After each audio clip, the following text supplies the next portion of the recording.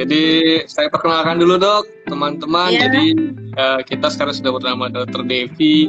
Jadi beliau ini praktisi di bidang totok dan bekam medis ya dok. Ya, ya Iya, dokter. jadi Dr. Devi ini domisilinya di Sabang ya dok, di Aceh. Ya. Hari ini temanya luar biasa dok, sesuai mungkin teman-teman juga udah tahu ya, totok dan bekam medis. Ya. Jadi saya ingin tahu juga dok dan teman-teman informasi menurut saya yang masih minim, makanya kita perlu Dr. Devi untuk menjelaskan.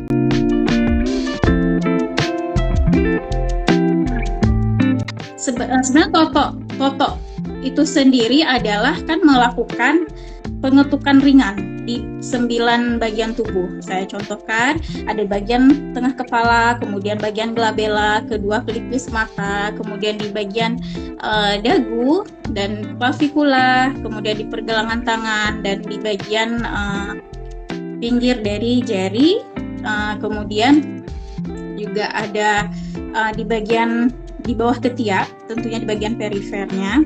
Nah, itu dilakukan secara kontinu sesuai dengan aturan dan keadaan pasien itu sendiri. Nah, ini yang membuat nantinya si pasien yang kita akan melakukan toto apa nih? Karena toto ini ada beberapa macam, Dokter Niko. Dia bisa kita lakukan pada pecandu narkoba, rokok, kemudian game online, judi online, pasien-pasiennya, dan segala macam bentuk kecanduan. Insya Allah akan bisa distimulasi dengan titik-titik toto ini.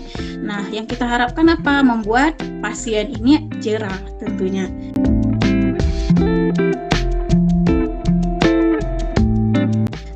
Jadi sebenarnya ini merupakan pengobatan alternatif karena sentral utama yang saya belajarnya adalah memang pengobatan alternatif.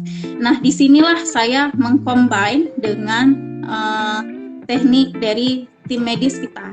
Nah, yang saya lihat ketika dilakukan penotokan pada center yang saya pelajari itu dengan begitu aja, setelah efek pada pasiennya, ada yang pasien sampai merasakan GERD karena dia udah terlalu banyak mengeluarkan muntahnya sehingga seperti ada yang tertahan gitu dokter, dan ada yang tiba-tiba lemas, sesak, dan tensinya rendah. Nah, disitulah saya melakukan intervensi dari medisnya, di mana kita juga harus menyediakan seperti oksigen tentunya, kemudian hal-hal untuk rescue awal lah.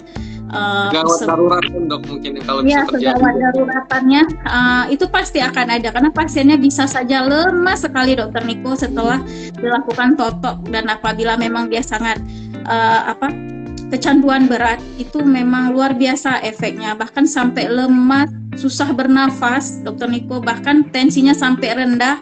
Dan saya pernah sampai melakukan infus pada pasien setelah yang saya lakukan toto. Dan alhamdulillah setelah itu dia langsung enakan, malah dispepsianya dokter hilang. Alhamdulillah dokter.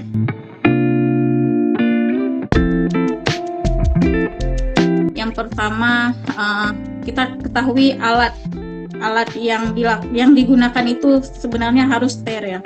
Yang pertama itu paling utama. Kemudian kita lihat higienitas dia, apakah memang boleh atau maksudnya bagus ruang tertutup ataukah di ruang terbuka, karena bekam ini kan mengeluarkan intensitas darah ya. Jadi sangat ada hal yang kita jaga, privasi pasien, kemudian semoga yang kita lakukan, karena kita akan membuat perlukaan ya kan dok. Jangan ada infeksi lain yang akan masuk ke dalam itu. Nah, itu sangat penting sekali. Nah, kemudian dia punya sertifikat, karena terapis bekam ini bisa siapa aja, tapi metodenya itu belum tentu pas, belum tentu cocok, belum tentu benar yang dia lakukan.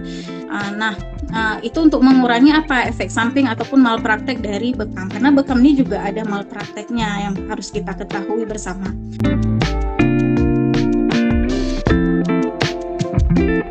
Jadi sebenarnya tekniknya simple, singkat, dia cuma 30 menit kita lakukan, tapi dengan niat yang tulus. Kalau pasiennya memang niat, benar-benar niat, insya Allah Dokter Niko langsung batuk, langsung muntah, lemas Dokter Niko.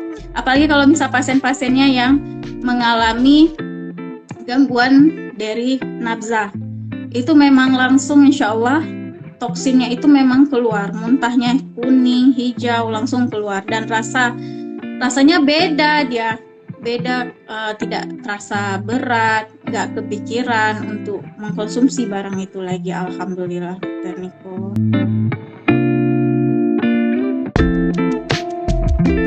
Banyak yang mengetahui bekam ini sunnah ya kan.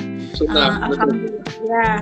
Tapi kebanyakan ya nggak tahu apa itu manfaat dari bekam. Nah, bekam ini sendiri kita ketahui dia kan akan membuang racun-racun atau toksin-toksin tubuh yang telah di metabolisme yang memang tidak bisa dikeluarkan. Mungkin kalau pada perempuan dia akan adanya menstruasi, tapi kalau pada laki-laki ini kan susah kalau memang dia berkeringat, tapi itu kan sel darah itu kan dikeluarkan melalui feses ataupun urin ya dok ya, sebagai jalur ekskresi. Nah, dengan berbekam kita akan mempercepat pembuangan detoksi racun-racun dari tubuh gitu.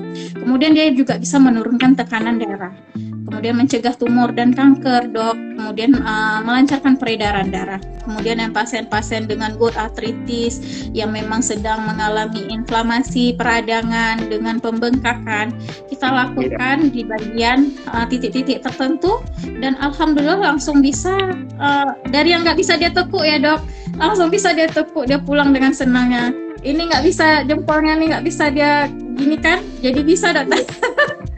Dan alhamdulillah sebuah kepuasan bagi seorang dokter ketika pasiennya pulang itu merasa nyaman, enak, lebih baik, ya. Lebih baik tentunya.